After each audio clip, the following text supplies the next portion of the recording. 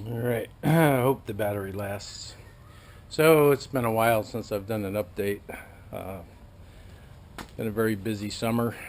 Haven't worked on the plane nearly as much as I wanted to, but anyway, thought I'd do this quick update on where I'm at.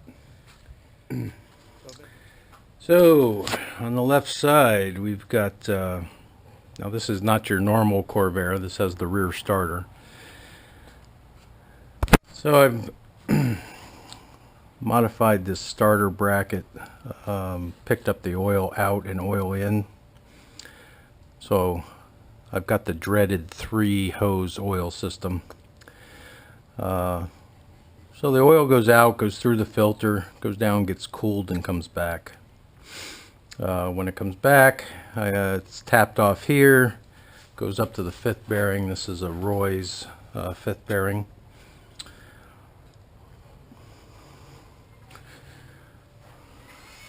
Also in the back, so I've got a pulley behind the dampener that drives my John Deere generator here, and I've got a guard over top. Since the distributor sits here, if that belt was to break, you don't want it to take out your ignition system. So built this guard, and the distributor is going to be here Monday. I sent it to William Wynn to get rebuilt. I'll be back on Monday. I'm ready to prime the engine, but not quite ready to start it, so I'm waiting. Over here's the battery. Now this, I had a problem with this Odyssey battery. It wouldn't take a charge, and found out I was using the wrong type of charger. So I put a load on it, brought it way down to about 10 volts, and then I put a new AGM charger on it, and it came right back up to 12.6 and holds a charge now. So FYI, if you're using these AGM batteries, use an AGM charger. Let's go down underneath here a little bit.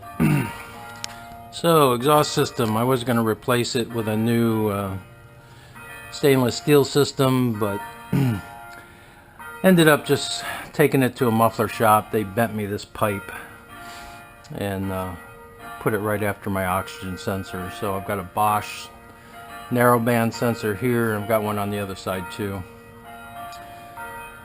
So that's installed, ready to go. I like to wrap the pipe. I don't wrap the vertical pipes, but I do wrap the horizontal pipe. I like to keep as much heat in the exhaust as possible, not radiating into the engine compartment. So last couple weeks I've been working on this intake system, and well, I'll show you what I had on there. Was a normal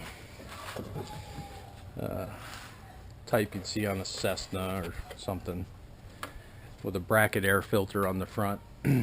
And that thing just stuck down like 8 inches below the engine.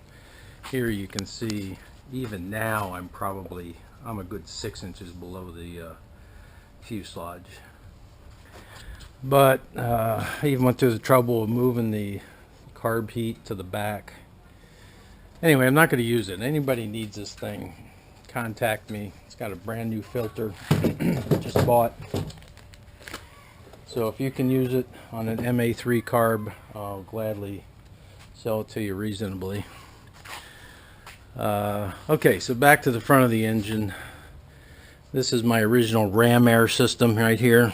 You can see the valve in there. And it ended up in almost the same place as it was before.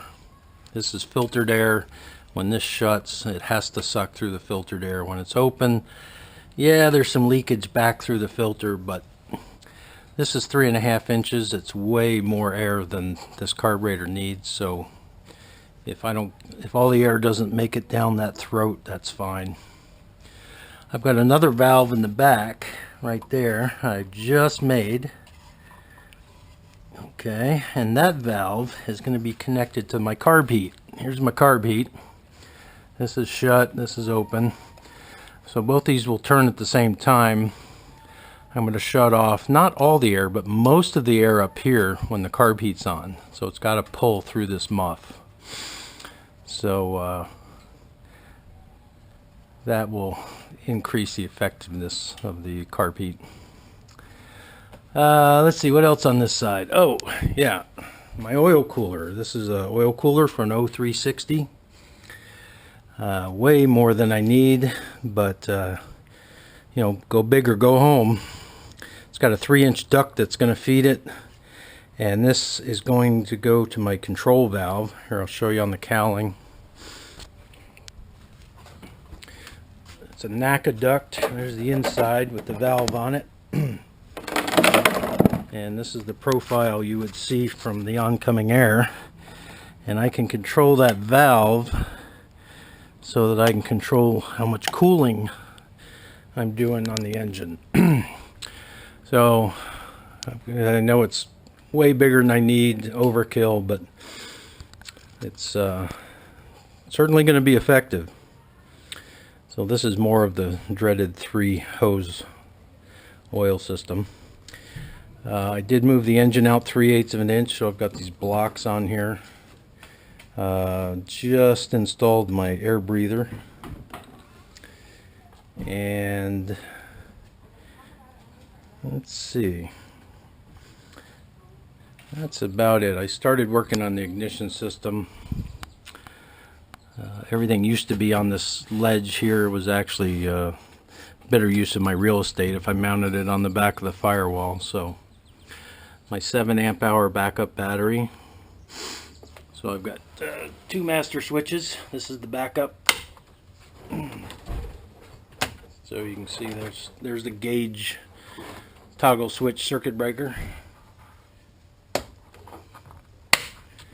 So I'll have to turn off the main master and flip that one on if I need to use that battery for, you know, ignition, or, well, it'll run everything. It's big enough. I think it would run the engine and the instruments at least for at least a half an hour. So anyway, oh, these things, got these. A guy makes these. They're $8 a piece. I'll see if I can put a link in the description. So they're normally $25 to $30 a piece from Spruce, and he 3D prints them. They're nice. They're very nice. So I'm going to be coming through the back of my baffling with those things. This is the original oil breather for the engine. Not the greatest place. So that's going to get plugged, and of course I'm picking off the oil vapor here and bringing the return back here and dumping it overboard. I think here. I haven't firmed up this yet, but it's getting a little busy on this side of the engine, so I'm thinking I'm going to bring the breather over there to bring it down. I'd like to dump it right on top of the exhaust pipe so that any oil that would come out of that would just get vaporized. So anyway, this monstrosity has been most of the work. I'm very happy with it.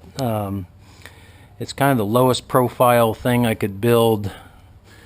So I don't need some great big, it's still going to be a big kind of monstrous cover that has to go over all this contraption, but it's not nearly as big as what I would have had to done with that other air cooler, or air